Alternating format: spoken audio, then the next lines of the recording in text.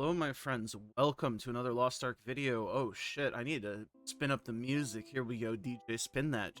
Chi. There we go. Anyways, what is up, guys? Welcome back to another Lost Ark video.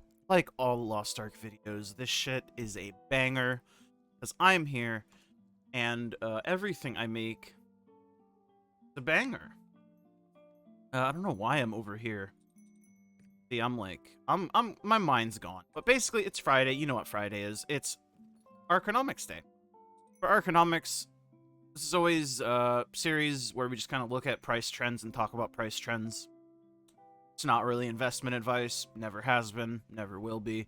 Except hashtag buy fish. You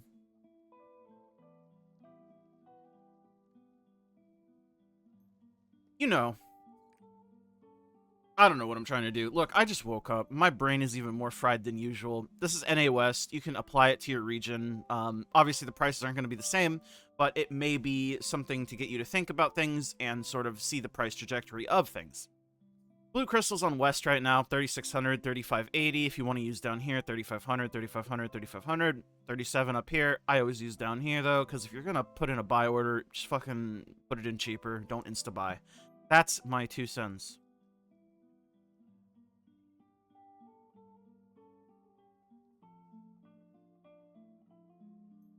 So, now that we got that out of the way, a couple things I wanted to talk about this week. Couple different things. Nothing, like, too much has happened. I guess let's go over the main thing, which is oreha fusion mats. Oreha fusion mats are at 37 gold right now. This is unsurprising, because fish crashed pretty hard last week. Again, fish always dictated by bots. White fish are kind of getting closer to 60 again. Blue fish are going the fuck up, which is also unsurprising. Because blue fish are used for sidereal, and what is the other thing that I'm looking for? It's pearl. Pearls are 4 gold. Nothing too crazy there. Let me pull up the SteamDB chart for this game. Because I figure we might as well do this, since you can't really track the bot sort of growth. The best way you can do it is from the SteamDB chart. Again, it's just something to notice, like trends, right? Like, if there's, for some reason, a giant influx of quote-unquote players, it's probably not players, they're probably robots. And that's just a sad, unfortunate fact. But you can kind of see nothing's really changed week from week, player count-wise. Like, maybe it's gotten a little bit less, but you have to understand, if it's only minor changes, it's most likely just real players not playing anymore. Massive spikes, up or down, generally tend to coincide with ban waves of bots. Obviously, if there's like a horrible update, then yeah, a real spike of players downward might be real.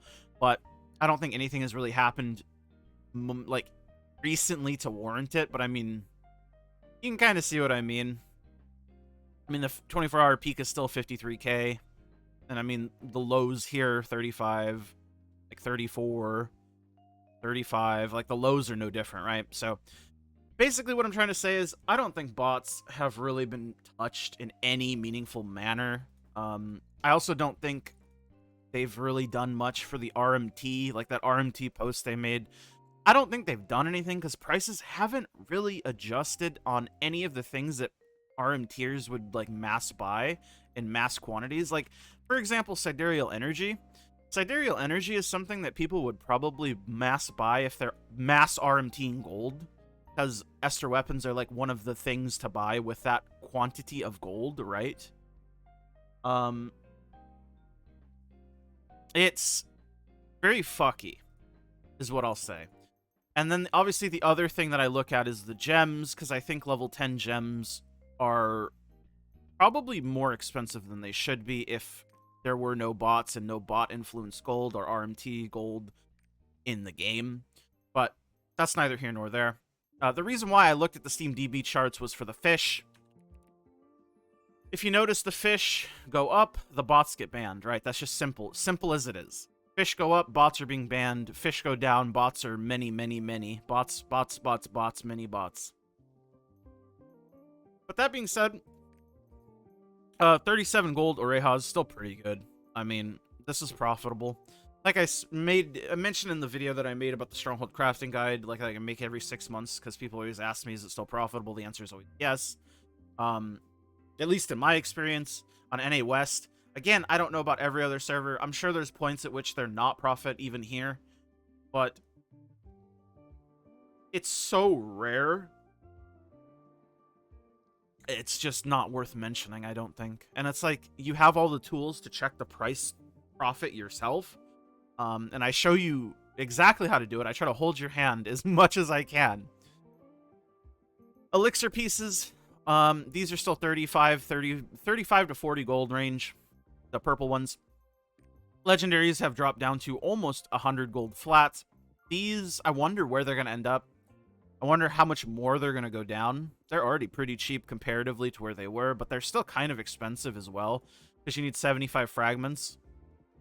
That's 8k per additional elixir from pieces. That's a lot of gold, man, honestly. Like, it's not nothing. Especially when 90% of the time that elixir you're cutting is just going to roll a bunch of stats that you don't want to even cut. That's the problem with the elixir system, IMO. I don't know. Radiant Leapstones, I don't know what they're going to do. You have arguments for them to go up with Breaker Release. You have arguments for them to go down with Breaker Release. You have arguments for them to go up with Thaemine. You have arguments for them to go down with Thaemine. It's honestly a toss of the dice, in my opinion, as to what's going to happen with Radiant Honor Leaps. Something to keep in mind, though, for sure, is when the North America region merges happen, it's going to be very interesting to see where prices settle for things. Because there's going to be a lot more of everything, but there's also going to be a lot more of people. So it's interesting to see sort of where the prices are going to fall and stabilize after all that happens.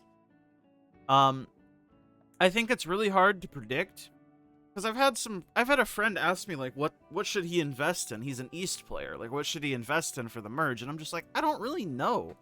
Our prices are so different as it is right now.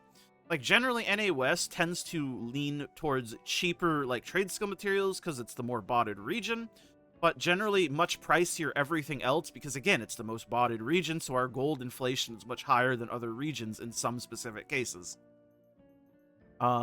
That's always, not always true, for example, right? But I just mean from, like, west to east specifically. I mean, I haven't kept track that closely, but hopefully you understand what I mean. It's hard to say what's going to happen.